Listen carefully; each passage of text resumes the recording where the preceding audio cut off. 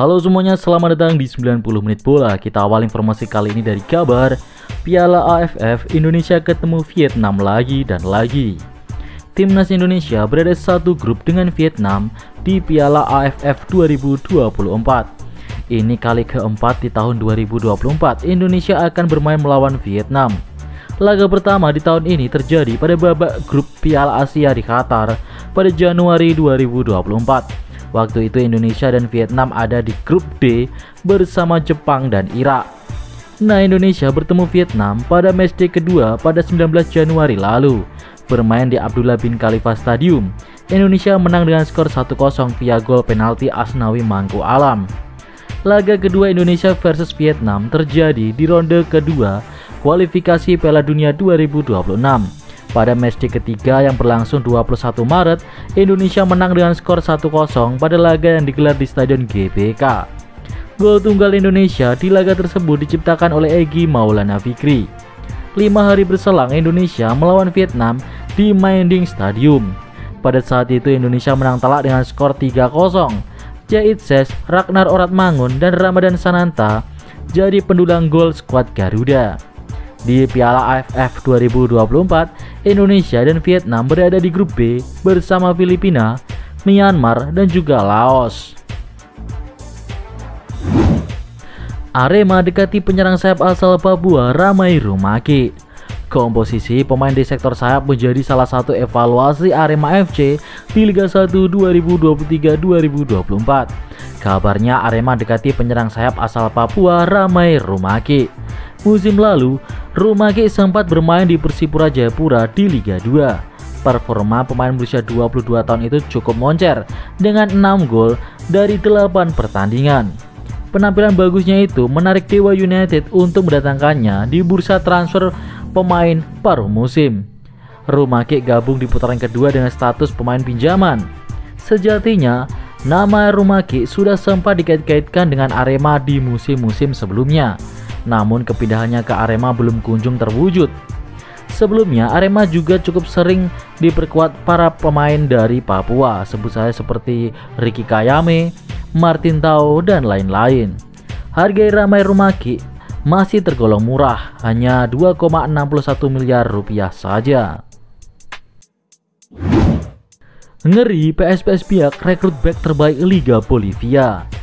PSPS Biak melakukan pergerakan menarik jelang berlaga di Liga 1 musim depan.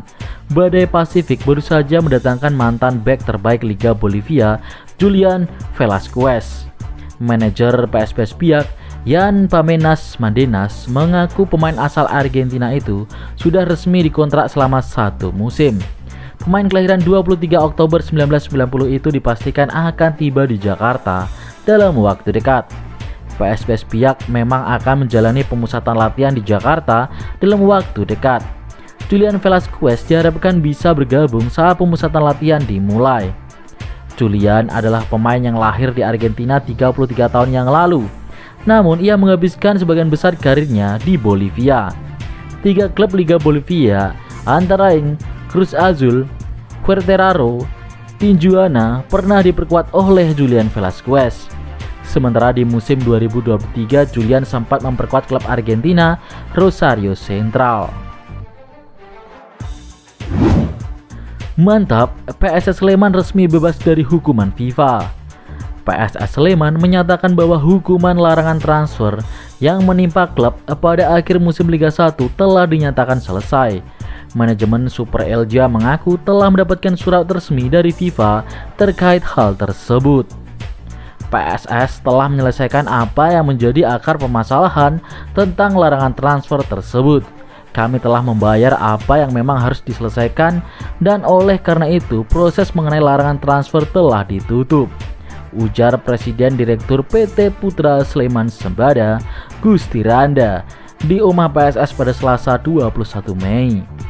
Gusti menyebutkan ini juga menjadi pembelajaran untuk PSS ke depannya untuk menjadi lebih baik.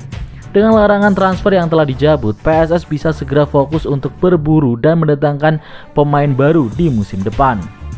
Registration ban atau larangan transfer pemain disebabkan oleh para klub yang tidak memenuhi kewajiban administrasi kala mendatangkan pemain dari klub asalnya. Kasus ini heboh ketika klub raksasa Liga Inggris yakni Chelsea, kebijakan transfer pemainnya juga pernah dilarang. Sebelumnya total ada 9 klub yang telah dihukum, yakni Persija, PSM, PSS Sleman, Barito Putra, Persikabo, Persiraja Banda Aceh, Persiwa Wamena, Sada Sumut, Persikap Kabupaten Bandung, dan kini PSS mengaku hukuman mereka telah dicabut. Fix Arema konfirmasi Gustavo Almeida akan dipermanenkan Persija. General Manager Arema FC Yusrinal Fitriandi mengatakan telah mengevaluasi soal pemain asing yang tampil di sepanjang musim kompetisi ini. Akan tetapi ia tidak mengungkap nama pemain yang tidak lagi bersama Arema FC musim depan. Sejauh ini hanya 2 pemain asing saja yang selalu menjadi pilihan utama pelatih untuk masuk ke line up di Liga 1. Kedua pemain itu adalah Julian Guevara dan Charles Lokolinggoy. Lebih lanjut, Yusrinal mengatakan bahwa pemain asing Gustavo Almeida dipermanenkan Persija. Selain itu ada Rizky Dwi yang ke Borneo FC dan tidak kembali. Gustavo dipermanenkan Persija, kata Yusrinal Fitriadi menjelaskan. Gustavo Almeida dipinjamkan ke Persija pada November 2023. Selama di Persija, striker asal Brazil itu hanya bermain 8 pertandingan. Ia hanya memainkan 8 laga lantaran menepi akibat banyak dibekap oleh cedera. Persebaya Dondil Malik Rizaldi, Rivera masih tanda tanya. Paul Munster, pelatih Persebaya Surabaya, dikabarkan memutuskan untuk mengontrak Malik Rizaldi, pemain yang tampil gemilang bersama Madura United di Liga 1 musim ini. Keputusan ini tentu bukan tanpa alasan. Dengan torehan 8 gol yang menjadikannya pemain lokal paling tajam, Rizaldi berhasil menarik perhatian Munster yang tengah mencari penguatan bagi skuad Green Force. Malik Rizaldi memang menjadi salah satu pemain kunci bagi Madura United musim ini. Statistik menunjukkan betapa efektifnya pemain ini di lapangan. Dari total 32 pertandingan yang dimainkan, Malik Rizaldi berhasil mencetak 8 gol. Sebuah prestasi yang mengesankan untuk seorang pemain lokal. Kemudian nama Rivera sudah lama masuk radar Persebaya. Namun kabarnya negosiasi berjalan alot, terlebih sejak Madura United masuk Championship Series. Sumber harian This Way menyebutkan Francisco Rivera sudah menjalin kesepakatan dengan Persebaya. Francisco Rivera sudah deal, tanda tangan kesepakatan penawaran sudah dilakukan malam ini, kata sumber harian This Way pada Senin 20 Mei. Kabar bergabungnya pemain Meksiko ini terbilang cukup mengejutkan, sebab saat ini Rivera masih membela Madura United di babak final Championship Series Liga 1. Namun kabar gabungnya Rivera ini masih tanda tanya. Setelah admin mengutus kru 90 menit bola yang berjumlah 1 orang untuk mencari info kebenaran Rivera gabung Persebaya, ternyata masih tanda tanya. Yang jelas Rivera minta naik gaji. Madura berusaha mempertahankan Rivera, sementara Arema memang benar meminati Rivera. Tiba-tiba ada kabar Persebaya berhasil mendatangkan pemain asal Meksiko ini.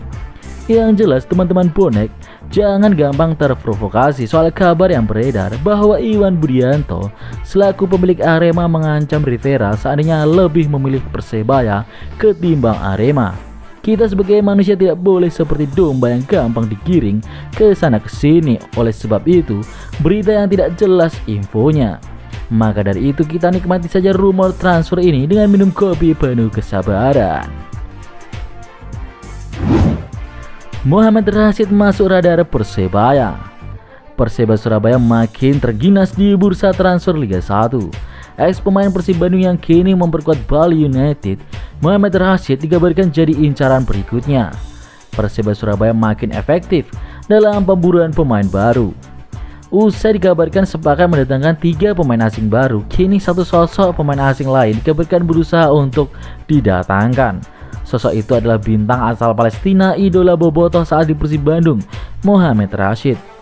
Merujuk durasi kontraknya bersama Bali United yang usai pada akhir musim ini, kans Persebaya untuk mendapatkan gelandang Palestina itu terbuka lebar. Bajul Ijo tinggal negosiasikan tawaran gaji, nilai kontrak dan juga fasilitas yang diinginkan oleh Muhammad Rashid selama bermain untuk Persebaya nantinya. Persib versus Madura adalah final ideal. Duel Persib Bandung kontra Madura United ditasbihkan sebagai final ideal pada BRI Liga 1 musim ini. Pasalnya kedua tim telah melewati fase reguler dan semifinal dengan hasil sempurna. Maung Bandung dan Laskar Sape Kerap pun menampilkan permainan agresif yang enak ditonton. Bahkan dalam kondisi tertekan pun mereka tetap bermain Spartan untuk merebut kemenangan. Namun pada leg kedua yang rencananya digelar di Madura 31 Mei nanti, Persib akan cukup terkendala bila pertandingan dilaksanakan sore hari. Yap, hal itu karena kondisi cuaca di Madura cukup panas. Sementara Madura United yang tak punya kedalaman tim seperti Persib tetap bukan lawan yang mudah dikalahkan. Menarik untuk dinantikan dua klub yang memiliki taktik yang sama-sama reaktif football ini dengan permainan atau dengan pemain-pemain yang berkualitas.